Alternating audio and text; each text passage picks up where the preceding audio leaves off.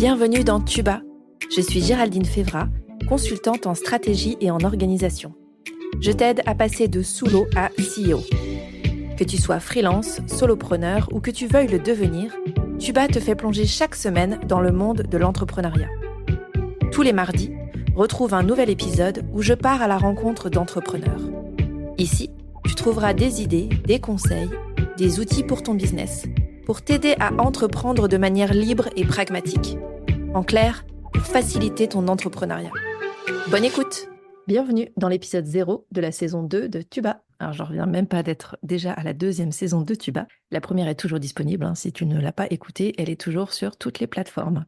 De quoi va parler la saison 2 ? Alors, la saison 2, on va parler des fails d'entrepreneurs en bon français, c'est-à-dire les échecs, les erreurs, parce que je pense que c'est aussi important d'en parler. Pourquoi cette thématique ? Parce que dans l'entrepreneuriat, il y a beaucoup d'entrepreneurs qui font ce qu'on appelle du building public, toujours en bon français, c'est-à-dire qui montrent en gros leur arrière-boutique, la manière dont ils travaillent, etc. et ce qu'ils essaient de mettre en place. En clair, quand on te montre les dessous, normalement on te montre ce qu'il se passe et ce qu'on ne voit pas forcément. Sauf que souvent, on ne te montre pas toute la boutique. C'est-à-dire que la tendance générale, ça va être de montrer quand ça se passe bien, les réussites, etc., mais un peu moins quand ça foire. Or, ça foire aussi. Et donc, pour moi, le problème de ça, c'est que tu vas notamment te comparer et comparer le jour 180 d'une personne avec ton jour 1. Et le problème, c'est que tu vas avoir tendance à te dire que tu n'y arrives pas, que tu ne fais pas forcément les bonnes choses, etc. Alors que la personne qui t'a montré son jour 180 ne t'a juste pas parlé des 179 jours précédents, qui sont pourtant très souvent riches d'enseignements. Le but donc de la saison 2 de Tuba, ça va être de dédramatiser, parce que comme le dit Maureen avec qui je travaille, on n'est pas chirurgien cardio-thoracique, et de te montrer que tout le monde, y compris les gros, entre guillemets, du marché, ont des fails, des erreurs, des ratés, ils se prennent les pieds dans le tapis, etc. Mais ça ne les a pas empêchés d'avancer, et ça fait partie encore une fois du chemin. Avant de rentrer dans le détail, et notamment de te parler de mes propres échecs, de quelques-uns en tout cas, j'aimerais que on se mette au clair, entre guillemets, sur qu'est-ce que c'est que l'échec. Donc j'ai été regarder un peu les définitions déjà, même si c'est très subjectif, et après chacun va y mettre ce qu'il veut, ce qu'il croit derrière. Le fail, c'est donc un mot anglais, pour ne rien te cacher, qui veut dire échouer. Donc c'est un verbe qui est hyper souvent utilisé, notamment sur Internet, pour qualifier une action qui est foirée, qui est ratée. En général, on parle de fail quand une entreprise, un internaute, un entrepreneur fait une erreur plutôt grossière en général dans sa communication ou dans la mise en œuvre d'un projet. Mais en vrai, ça peut être plein d'erreurs sur plein de thématiques différentes et ça peut bien sûr toucher n'importe quel endroit, entre guillemets, de ta boîte. Et tout le monde, n'importe qui. La notion d'échec, c'est généralement défini par la réalisation ou non d'un objectif, plutôt pas du coup, ou par les erreurs commises. Cette conception en soi et cette définition, c'est ultra simple, mais par contre, la mesure de qu'est-ce qu'on considère comme un échec ou un apprentissage, c'est ultra subjectif et donc c'est là que ça commence à se compliquer. D'ailleurs, je me suis rendu compte en contactant des entrepreneurs pour les inviter sur cette deuxième saison de Tuba que souvent on me dit non, mais moi tu sais, j'ai pas vraiment de gros trucs à raconter, je me suis pas vraiment pris de gros fails, etc. À la limite, j'ai des petits trucs à droite à gauche, mais pas plus que ça. Ce qui me fait donc dire que c'est très subjectif en fait, la notion d'échec. L'échec dans l'entrepreneuriat de manière spécifique, c'est inévitable et je pense même que c'est nécessaire, voire bénéfique, parce que c'est très riche en fait d'apprentissage et ça permet d'apprendre et de comprendre plein de choses. Ok, mais une fois qu'on s'est dit ça, le truc c'est que dans nos sociétés, la vérité, c'est que l'échec, ça fait peur et en fait personne n'a vraiment envie d'y aller et de se prendre des échecs sur échecs. Pourquoi est-ce que ça fait peur ? Il y a plein de raisons. Une des premières raisons, ça peut être l'éducation. C'est-à-dire que les parents ont évidemment une influence considérable sur leurs enfants, en ce qui concerne la peur de l'échec notamment. Les enfants dont les parents étaient très protecteurs, critiques ou qui accordaient une grande importance aux réalisations et à la réussite sont plus susceptibles d'avoir peur de l'échec. Pour eux, c'est quelque chose qui n'est pas envisageable. Une deuxième raison ou cause de la peur, ça peut être le perfectionnisme, c'est-à-dire un besoin de tout caler, d'être parfait sur tout ce qu'on réalise, et donc un besoin de perfectionnisme qui n'est pas forcément maîtrisé et qui peut aussi induire une peur de l'échec. Une autre cause, ça peut être les traumatismes, c'est-à-dire des choses qui vous sont arrivées, pas forcément très agréables, qui ont été très stressantes, voire liées à des problèmes de santé mentale, et qui forcément ont induit des impacts, notamment émotionnels, qui peuvent être cause possibles de peur de l'échec. Et enfin, une autre cause possible de peur de l'échec, ça peut être la santé mentale, c'est-à-dire des troubles mentaux qui, notamment par exemple l'anxiété, la dépression, qui peuvent être reliés aussi à la peur de l'échec. Cette liste, évidemment, n'est pas exhaustive. Je ne suis pas médecin ni psy, donc je pense qu'il peut y avoir plein d'autres causes possibles à cette peur de l'échec. C'est aussi l'objet de cette saison de Tuba, de pouvoir aller creuser ça avec mes invités. Maintenant, une fois qu'on a identifié la source potentielle de la peur de l'échec, on peut se demander comment est-ce qu'on peut contourner ces peurs. Je vais vous donner quelques pistes dans cet épisode, même si, encore une fois, le but, ça va être pendant cette saison d'aller creuser avec les invités qu'est-ce qu'ils ont rencontré en termes d'échecs et comment est-ce qu'ils ont réussi à les surmonter. Donc bien sûr qu'il y aura plein de pistes, je vous en donne néanmoins quelques-unes. Une des premières pistes éventuelles, c'est exactement ce qu'on va faire dans Tuba, c'est-à-dire adopter la transparence. Pour moi, en fait, parler des échecs d'un point de vue objectif, c'est-à-dire en prenant un peu de recul sur ce qui s'est passé, ça élimine les émotions potentielles négatives, ou en tout cas, ça va les lisser. Et surtout, ça va normaliser l'erreur, puisque de toute façon, elle va survenir à un moment ou à un autre. Et ça favorise, à mon sens, l'apprentissage. Donc c'est exactement, encore une fois, ce qu'on va faire dans cette saison, c'est de pouvoir rentrer dans le détail, prendre un peu de recul sur ce qui s'est passé et comprendre surtout quels étaient les apprentissages de tout ça. Deuxième piste éventuelle, qui est pour moi extrêmement importante, ça va être d'éviter les comparaisons. Se comparer aux autres, ça peut vraiment être préjudiciable à plein d'égards, dans la vie en général et dans l'entrepreneuriat en particulier.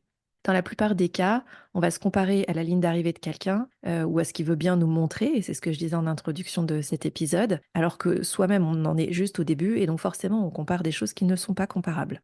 Or, dans cette saison de Tuba, on va voir que d'autres entrepreneurs, indépendants, freelance, se plantent. Et donc, pour moi, c'est l'idée aussi de normaliser le fait que le plantage fait partie du chemin pour tout le monde. Je le répète, pour tout le monde. Troisième piste éventuelle, ça va être de neutraliser les excuses et l'ambiguïté. C'est-à-dire qu'en cas d'échec, la réaction naturelle, ça va être de rejeter la faute sur autrui, sur l'extérieur, sur le marché, bref, sur les autres. Moi, je pense que s'appuyer sur des données objectives, et encore une fois, prendre du recul sur ce qui se passe ou s'est passé, plutôt que sur des hypothèses qui soient subjectives ou des ressentis, va permettre de constater les responsabilités et justement de poser les choses pour progresser, y compris bien sûr dans l'échec. Enfin, une autre piste, c'est se rappeler aussi que même les plus grands se sont pris des portes. Si on prend l'exemple de Thomas Edison, qui a été jugé trop stupide pour apprendre quoi que ce soit et qui a été quand même renvoyé de l'école. Si on prend l'exemple de la MGM qui a rejeté Walt Disney pour Mickey Mouse. Bon, finalement, Walt Disney n'a pas trop mal réussi dans la vie, on peut le dire. Ou si on prend évidemment Jeff Bezos pour Amazon, qui a commis plein d'erreurs au moment du lancement de l'entreprise et qui pour autant est aujourd'hui à la tête d'un empire. Bref, ce que je veux dire par là, on peut être d'accord ou pas d'accord avec ces entrepreneurs, c'est pas le sujet. Ce que je veux dire par là, c'est qu'ils ont foiré plein de choses et pourtant, pour certains, notamment Jeff Bezos, ils sont encore là, à la tête de leur entreprise et ils la font encore évoluer. Maintenant, j'aimerais te partager 2 fails que j'ai rencontrés, puisque le but de cette saison, ça va être de partager sur les fails, sur ce qui s'est passé, etc. Le premier, c'est lié au podcast de Tuba. J'ai enregistré un épisode sur la première saison avec Tiffany. Et donc l'enregistrement se passe hyper bien, on se connaît, donc c'est plutôt fluide, etc. Je passe un super bon moment. Et ensuite, j'envoie les rushs, donc l'enregistrement, à Gaëtane, qui est la podcast manager sur Tuba, qui travaille avec moi et qui notamment fait tout le montage. Et assez vite, elle me renvoie un message en me disant: «Je suis désolée Géraldine, j'entends hyper bien Tiffany. Par contre, toi, ton son est mais dégueulasse». Et en fait, ce qui s'est passé, c'est que j'avais oublié d'allumer mon micro. Donc le son se prenait en fait sur mes écouteurs, qui étaient vraiment pas bons du coup. Donc j'ai dû en fait retranscrire tout ce qui s'était dit dans l'épisode, ce qui déjà est un délire, hein, c'est pas le truc le plus intéressant qu'on ait à faire. Et une fois que j'ai tout retranscrit, j'ai réenregistré toutes mes pistes audio, c'est-à-dire qu'à chaque fois que moi je parlais, il fallait que je réenregistre, mais cette fois-ci avec le micro branché. Ça m'a pris plusieurs heures en fait de faire ça. C'était hyper chiant parce que j'étais seule devant mon ordinateur à enregistrer que des morceaux de podcast d'une conversation qui du coup était complètement coupée en pièces. Et évidemment, quand mon job c'est de d'aider à la structuration, à l'organisation, à l'efficience, autant vous dire que là on n'était pas du tout dans quelque chose d'efficient. Donc voilà, un fail technique de j'enregistre un podcast, bien sûr que je suis censée avoir un micro fonctionnel, et ben en l'occurrence j'avais oublié de brancher mon micro. C'en est un premier. L'apprentissage de ça, c'est que bien sûr maintenant, à chaque démarrage d'enregistrement, je vérifie que mon micro est bien ouvert et fonctionnel pour ne pas avoir à refaire ça. Deuxième fail que je voulais partager avec vous dans cet épisode, c'est un fail autour d'un lancement puisque j'ai fait un accompagnement, j'ai construit un accompagnement, j'ai suivi en fait toutes les étapes d'aller questionner le marché pour construire l'offre, pour être sûr que ce que je mettais à l'intérieur serait bénéfique et apporterait de la valeur aux personnes que je souhaitais accompagner. Donc j'ai construit cet accompagnement. J'ai mis en place toute une logique de lancement avec des posts LinkedIn, avec une masterclass, avec des séquences email, un tunnel de vente, etc. Tous les trucs qu'il fallait, entre guillemets. J'ai fait un battage, entre guillemets, toujours autour du lancement de cette offre pendant 2 semaines. Tout ça pour faire une vente. Et donc forcément, c'était pas extrêmement agréable sur le moment parce que bien sûr que j'avais pas mis en place en fait toute cette communication, toute cette construction d'offres pour faire une seule entre guillemets vente, ce qui est quand même mieux que zéro, mais voilà, c'était pas mon objectif. Mon objectif n'était donc pas atteint. C'était un fail au sens objectif non atteint et un peu un fail d'ego aussi, de me dire je mets tout ça en place, je mets beaucoup d'énergie pour des résultats qui ne sont pas à la hauteur de l'énergie que je pensais avoir mis dedans. Et finalement, après coup, j'ai compris que tout ce que j'avais mis en place, je l'avais mis à la manière d'eux, c'est-à-dire que j'avais vu d'autres le faire de cette manière-là, donc j'avais essayé de répliquer ce qui se faisait ailleurs, mais que finalement, ça ne me convenait pas à moi. Et donc, ça marchait pas en fait. C'est-à-dire que j'essayais d'utiliser des outils d'autres qui pour moi ne fonctionnent pas et qui n'étaient pas fluides pour moi et qui me prenaient beaucoup d'énergie pour arriver donc à la fin d'un lancement complètement essoré et avec en plus des résultats qui n'étaient pas ceux que j'attendais. Je pense que je ne suis pas la seule, pour parler avec pas mal d'entrepreneurs, à avoir eu cette typologie de fail. Et je pense qu'on en parlera avec d'autres entrepreneurs dans cette saison de Tuba. Nouveauté cette saison également, tu vas pouvoir en fait postuler et nous dire si tu as envie d'être invité dans cette saison.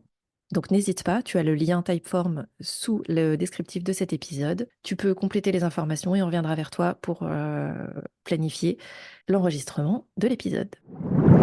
Cette saison, on va donc parler erreurs de débutants, erreurs potentiellement de recrutement, de délégation, erreurs liées à la méconnaissance. On en parlait juste avant avec un de mes fails, méconnaissance en termes de marketing, de communication, de tunnel de vente, etc. On va parler erreurs de gestion de la trésorerie. On va parler lancement foiré. Cette liste est non exhaustive. Bien sûr, si tu as d'autres fails que tu veux venir partager avec nous, n'hésite pas. Je suis sûre que tu auras plein d'idées. Voilà, tu sais tout sur la saison 2. N'hésite pas, encore une fois, à postuler si tu as envie de venir partager un de tes fails. Si tu connais des entrepreneurs qui, eux aussi, ont eu des erreurs, des pieds pris dans le tapis et que tu aimerais bien que je puisse rentrer dans le détail avec eux de leur parcours, n'hésite pas à m'envoyer leurs coordonnées. Je les contacterai. Et c'est parti pour la saison 2. Merci pour ton écoute. Tu as aimé cet épisode ? Si tu veux promouvoir Tuba, la meilleure façon de le faire, c'est de laisser un avis 5 étoiles sur ta plateforme d'écoute préférée. Tu peux t'abonner pour ne pas rater les prochains épisodes et partager celui-ci avec d'autres entrepreneurs à qui il pourrait être utile. Si tu veux me faire un retour direct, retrouve les liens pour me contacter en description de l'épisode. On se retrouve la semaine prochaine.